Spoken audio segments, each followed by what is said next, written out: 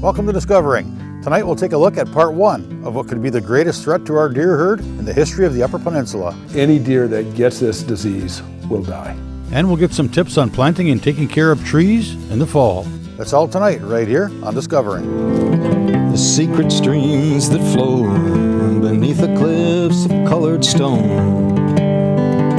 Forest thick and healthy with birch and pine and oak. Surrounded by the greatest lakes this world has ever known. The black bear's awesome presence as he roams the hills and fields. Call of the timber wolf, the loon's lonesome trill. The eagle soaring high above, the trout lies deep and still. These are what I treasure, the only way I measure feelings that I have for this fine land. There is so much to discover when you're a long-time lover of northern Michigan.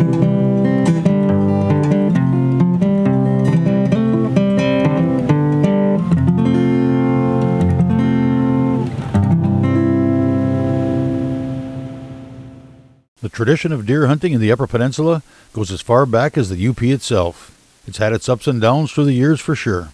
Too many deer, not enough deer, harsh winters, habitat issues, predators, and more. In most cases, one way or another, there's been something we as sportsmen and women can do to help. We now may be facing our toughest challenge yet, chronic wasting disease. Once it's here, it's already too late. It's here to stay, and we cannot get rid of it, ever.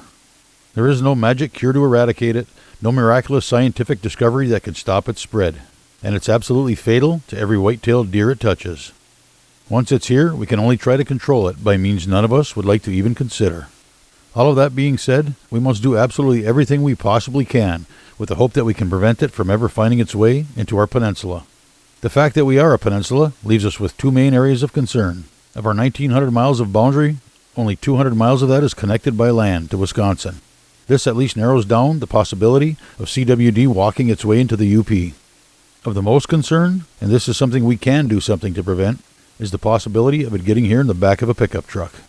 For the sake of the deer, the tradition and future of whitetail hunting in the Upper Peninsula, for our sons and daughters and their sons and daughters, I plead with you to watch, listen, and take very seriously the upcoming comments about CWD.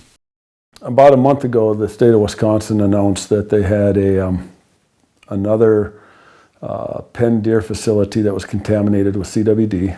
This one is in Gillett. As you drive, it's about 45 miles, but it's actually probably about 35 miles from our Menominee County border. So that puts two facilities now within 30 to 35 miles of the Upper Peninsula.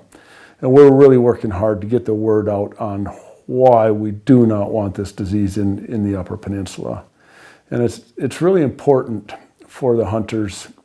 You know, this is the time for people to step up. We can talk about wolves, we can talk about tough winter, we can talk about habitat loss. You think back to when Boone and Crockett was formed by Teddy Roosevelt. It was because the resource had been overexploited. Those are things that we can recover from. It's going to take a long time, but we're working on the habitat issue. It took a long time, but we got the deer and the elk and the bison across this nation recuperated. We can't recover from chronic wasting disease. If we get that disease in the Upper Peninsula and it gets established in the environment, you can take a look at that young son of yours that's watching this show with you, or your grandson that's 5 or 6 years old. And by the time they get to be my age, if we don't do something proactive and we don't handle this right, they very well may not have any deer to hunt. So chronic wasting disease is a big deal. At this point in time, we don't believe that we have it in the Upper Peninsula. We are inviting hunters to bring their heads in. I don't care where you are in the UP. You kill a deer, you want it tested for CWD, bring it into one of our check stations and we'll test it and we'll get you the results back. We need to be thinking about how we can help not spread this disease. So we need to think about if we go out of state to hunt. CWD is in 24 states that we know of right now. They found it in the country of Norway. They found it over in Korea, in Canadian provinces. So it is spreading. And what I would suggest to most hunters is we've got two scenarios out there. We've got those areas where we know that they have CWD, and we have those areas that we have not been able to prove that they don't have chronic wasting disease. So again, this is the hunter's opportunity to prove that they are the conservationists that we all believe that we are.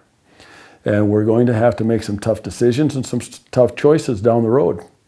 We're going to have to look at how we work with this resource, whether it's feeding deer. One example is we know now alfalfa can incorporate the prions into their tissue if they're growing in contaminated soil.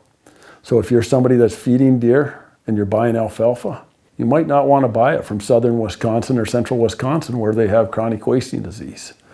Make sure you don't bring those carcasses back. Think twice about how you're approaching your baiting and your feeding operations. This is a big deal, and it's time for the hunters to really start thinking about it and how they can contribute to the overall health of our deer herd and not contribute to the long-term demise.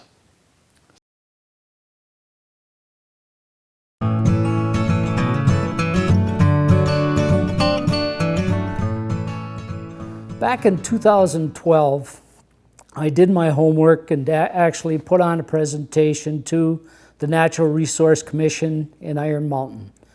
They actually accepted the presentation and agreed we needed to take and relook at the emergency plan for CWD. Both Frank Wheatlake and John Madigan agreed with me, both commissioners, and it went forward. They rewrote it. And we are to work hand in hand in this endeavor. There's no doubt. They can't do it without us. We need to take and work with them. But my real concern overall is the people that are talking about going out west hunting again. When I listen to them and ask them, well, do you know that there's actually importation restrictions? No, we have no idea. And once again, we can try to educate the general public on what's going on. And the DNR has been doing a great job putting out publications and everything, but we can't make them read it. You cannot bring back parts of animals from other states. We have 25 other states that actually have CWD. Also Alberta and Saskatchewan, Canada. You cannot bring back full skulls from those areas. If we stop and think about what that would mean to us here, if you brought back one of those heads and actually figured, well, I'm going to clean out what I can on the brains and the meat and throw it out back, over time that will get into the soil. The plants themselves will absorb it, according to the scientific community. If a deer eats it, it may take 3 to 5 years before it actually shows up. But then, once it spreads, you could be the cause because you brought back that animal. And this is a major concern. We need to stop bringing back different parts of these animals. Do not bring back full heads. Do not bring back the bones. And bleach does not kill this. It does not. They're stating that approximately 3,500 degrees will actually burn it, but anything under that, it can survive. It can survive in the soil for years, being dormant, and all of a sudden pop right back up. So it is very, very important that we do not bring this disease to the Upper Peninsula because we want to take and make a European head mount. Yeah, we're Yoopers, we're used to doing things ourselves, but you are endangering the actual herd itself. We have been fighting for years to try to keep what we have, as you know. Between the wolves, the coyotes, the bears, the bobcats, why would we want to add CWD to the list for actually killing extra animals? You know our herd is hurting.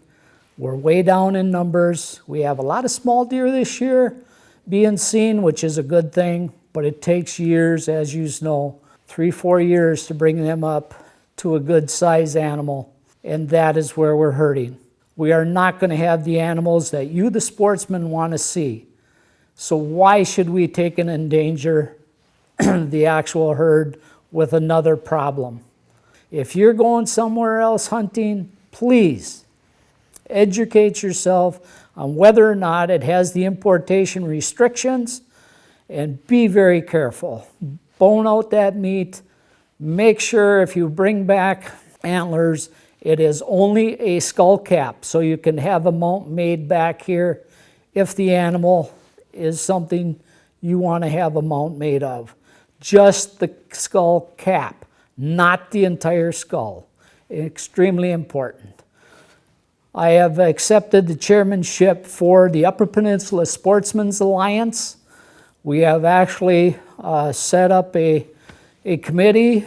I do have for UP Whitetails Association Incorporated, I do have an advertisement coming out in their Hunter's Guide on, I believe, November 6th. Please read it, look at it, and educate yourself, please. The DNR is doing a great job. We just need you people to take and read what they are putting out. They are not lying to you. We are looking at the scientific community, what they are stating, and needless to say, we need to play the game. We need to follow the guidelines if we're going to take and save our herd.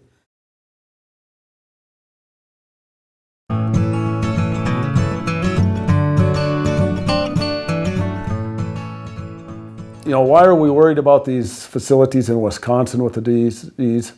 And I'll give you an example. Here this past Thursday, we had someone shoot a Sika deer that escaped from a Wisconsin facility. We know that these facilities are not 100% escape proof. Storms come along, trees blow down, fences break, animals escape. We know that happens. We also know that we have deer that cross back and forth across the border. And so it's easy that our free-ranging deer can get down into Wisconsin, and Wisconsin free-ranging deer can get up into Michigan. So that's why we're concerned about those deer inside the facility. Typically, with a deer that's infected with CWD, it's only the last 6 weeks of life that you can actually tell the animal's sick. He may be sick for 5 years and you can't see it. But during those last few weeks of its life, the deer will look extremely emaciated, very skinny. You'll be able to see the ribs. Its head will be drooping down. It will be drooling. It'll be listless. If you think about it, what chronic wasting disease does is it honeycombs the brain. So they lose their brain function and they become, walking corpses, essentially. So if you see an animal that looks like that, let us know. Let's get on top of this thing and let's find a way to get it out of the population so that we can test it to make sure that this disease does not spread. So as a result of our concerns about what could be coming out of Wisconsin this past summer here now, we have started testing deer. And we've tested over 500 deer. Most of them came from Menominee County, probably close to 130 or 140 came from Dickinson County, and a few from Iron and Gogebic County. We want to test deer from across the UP, but in particular, we want deer from those border counties. The deer that we've tested so far, we have not gone out to kill any extra deer. Basically, we've been testing deer that were shot on crop damage permits, deer that were shot by hunters, and then the road commissions have been real good about helping us out, picking up carcasses so that we could get those tested. To date, having tested over 500 deer, we have not found the disease, and so we're real happy about that. That doesn't mean that we're going to stop our surveillance, and it doesn't mean that we're going to let our guard down. What it means is that at this point, we're pretty pleased with what we've found, and we hope to continue to find it, but we're going to stay vigilant on this issue. It's a big issue. We started a campaign to educate and to inform the public about chronic wasting disease. Even though we don't have it in the Upper Peninsula right now, we definitely don't want it in the Upper Peninsula either. So we started a Keep the UP CWD Free campaign, which We got bumper stickers, which we've distributed throughout the Upper Peninsula and had at deer check stations during the hunting seasons. We also put up some billboards along the Wisconsin-Michigan border at Menominee and Norway, and also in Ironwood, because one of the main concerns is that since Wisconsin is one of the states that already has infected population of deer with CWD, that could be one of the more likely places that the disease could find its way to the Upper Peninsula. So the billboards there were telling hunters, if you hunt out of state and you want to come back to Michigan, know the rules and know the facts, because there are prohibitions on what you can bring back as far as a deer carcass from infected states. The best thing hunters can do as far as we're concerned is first educate themselves about the disease. And to do that, we suggest going to our website at michigan.gov/CWD. And there's all kinds of information on there, including our information sheet about the UP and all kinds of specific details about the disease. And then from there, it's really helpful if hunters can, spread the information among themselves and, again, try to raise public awareness so people have a good working understanding of why we don't want the disease here, what it is, and what can possibly be done to stop the spread of it if it from coming from other states or elsewhere. And the hunters would learn then that there are also the ways that the disease is spread. It can be, the closeness of deer and such. So hunters could, just think about, once they've educated on the disease, think about the things that they do when they hunt and things that might be helpful in not spreading the disease. There's been no evidence at this point that disease has spread into people. At the same time, what we do believe has happened is that the origination for chronic wasting disease was actually scabies in sheep, and that it's already crossed a species barrier. There's been research done that shows that of the spongiform encephalopathies, mad cow disease, scabies, CWD, CWD has one of the better potentials for crossing into humans. So the World Health Organization right now is saying don't eat it. What I would suggest is have the animal tested. And all I can tell you is my personal feelings. If I shoot a diseased deer, a CWD diseased deer, I'm not eating it. You can do what you want. I'm not eating it. For more about chronic wasting disease, be sure to tune in next week for part 2. We'll take a look at some of the myths surrounding CWD.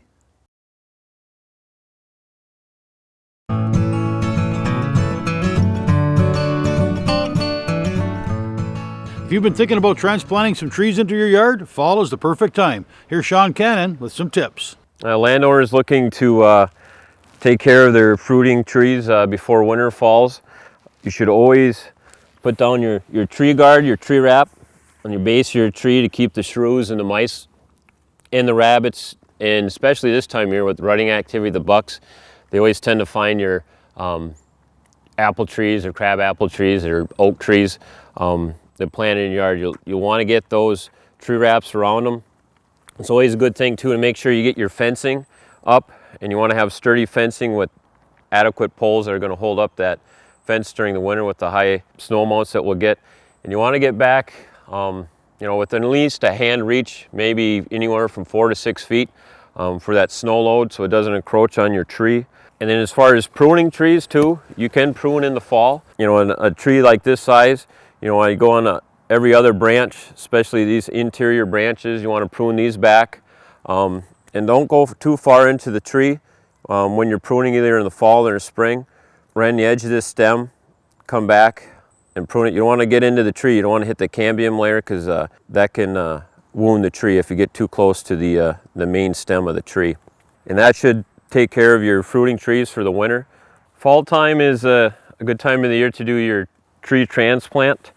And when you're trying to transplant a tree from one area to the next, if you're within an area where you're just going to transplant the tree within a quarter mile, and you have adequate soils, the same soils where you transplanted a tree, you don't need to use a whole lot of fertilizer when you're going to transplant it to another hole. It is good to use some fertilizer, but when you're digging up the tree, You want to go to the outer edge, what you call the drip edge of the tree.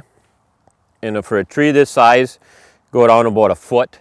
And you don't want to go right next to the stem of the tree. You want to get out to that edge of that drip edge. You want to go straight down about a foot, and then you can angle it down. And once you get that tree out, you have the fine root hairs extending out of that tree.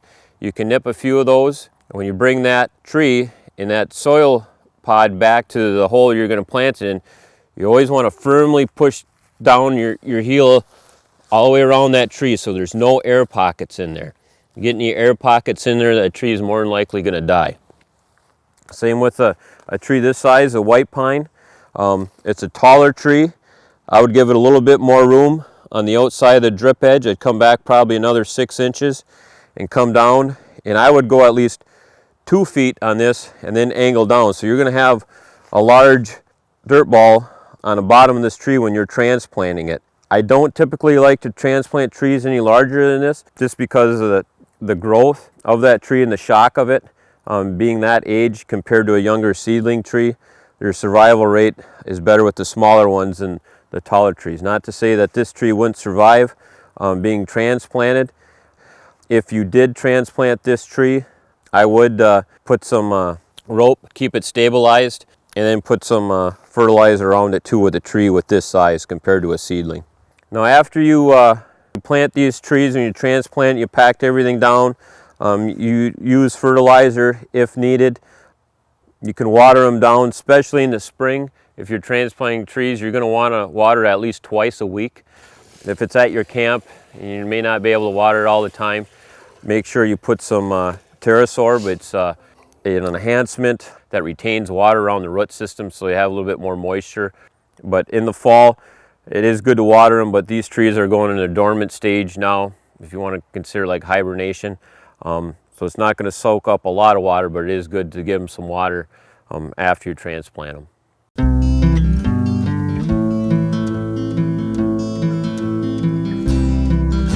Well, that's it for tonight. If you'd like to keep tabs on what's coming up on Discovering or see where we've been, you can join us on Facebook or go to 906outdoors.com. Thanks for watching, and we'll see you next week right here on Discovering.